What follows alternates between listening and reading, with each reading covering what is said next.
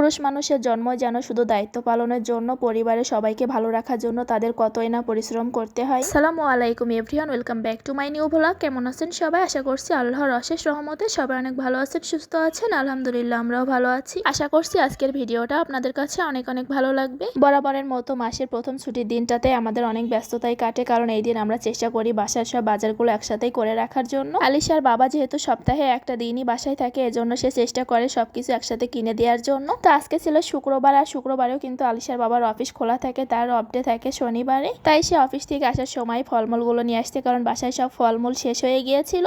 আর আমরা চেষ্টা করি সবসময় একটু বেশি করে ফলমূল কিনে রাখার জন্য, যাতে সবসময় এগুলো কিনতে না হয়। লাস্ট কয়েক মাস ধরেই কিন্তু আমাদের বাসায় সব ফলমূলগুলো কারণ বাজার থেকেই কেনা হয়, আর ওখানে যেহেতু সবসময় যাওয়া সম্ভব না, এজন্য একসাথে বেশি করেই কিনে রাখা হয়। তার সাথে কিছু সবজিও নিয়ে আসছিল, আর সাবার থেকে কিন্তু ফলমূল কিনলে আমরা তেমন একটা ফ্রেশ পেতাম না, তেমন ভালো লাগতো না।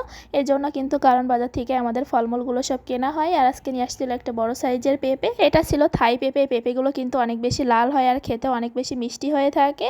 তো আজকের পেঁপেটা অনেক বেশি ভালো ছিল, আর আমাদের বাসায় আমরা সবাইও পেঁপে অনেকটা পছন্দ করি। নিয়ে আসার পরে কিন্তু পেঁপেটা আমি এখন কেটে নিচ্ছিলাম খাওয়ার জন্য, কারণ পেঁপেটা নিয়ে আসার সময় কিন্তু একটু থেতলে গিয়েছিল, আর এটা রাখলে কিন্তু বেশি একটা ভালো থাকবে না, যার কারণে এখন একটু কেটে খেয়ে নিচ্ছি অর্ধেকটা, আর বাকি অর্ধেকটা রেখে দিব। আর পেঁপেটা কিন্তু 2 কেজি ওজনের ছিল, এজন্য কিন্তু সবটা একসাথে খাওয়া সম্ভব না। আর এটা ছিল তার পরদিন দুপুরবেলা। বাজার করে বাসায় আসতেই কিন্তু প্রায় 12:30টার মতো বেজে গিয়েছিল, তা প্রায় দুপুরই বলা যায়। তারপর সে বাজারগুলো করে নিয়ে আসছিল, তো সেগুলো আমি একটু গুছিয়ে রাখছিলাম। আর আজকে আমার কোনো লিস্ট করে দেওয়া হয়নি, আর সবসময় কিন্তু বাসায় যা যা লাগবে সবকিছু আমার লিস্ট করে দেওয়া হয়, তারপরে সেগুলো নিয়ে আসে। এইবার আমি লিস্ট করার একদমই সময় পাইনি, যার কারণে সে যা যা পারছে নিয়ে আসছে, পরে হয়তো বা আবারও অনেক কিছুই কেনা লাগবে। তো আজকে কিন্তু প্রায় 2-3 বারই যাওয়া লাগছে বাজারে, কারণ অনেক কিছুই ভুলে যাচ্ছিল, যার কারণে সেগুলো 2-3 বারে যেয়ে তারপরে নিয়ে আসতে হয়েছে। আর আজকের মাংসটা কিন্তু অনেক বেশি ভালো ছিল, তো এখানে হাড়টা আর চর্বিটা কিন্তু মোটামুটি ভালোই ছিল। তারপরেও মাংসের কালারটা আমার অনেক পছন্দ হয়েছে, তা আমি সবসময় বলি এরকম কালার দেখে মাংস কিনতে, তাহলে মাংসটা খেতেও ভালো হয় আর অনেকটা ফ্রেশও থাকে। তারপরেও দেখা যায় সবসময় বুঝতে পারে না, দোকানদারদের উপরে একটু ভরসা করলেই তারা তো ভালো মাংসটা না দিয়ে একটু বেশিরভাগ খারাপটাই ঢুকিয়ে দেয়।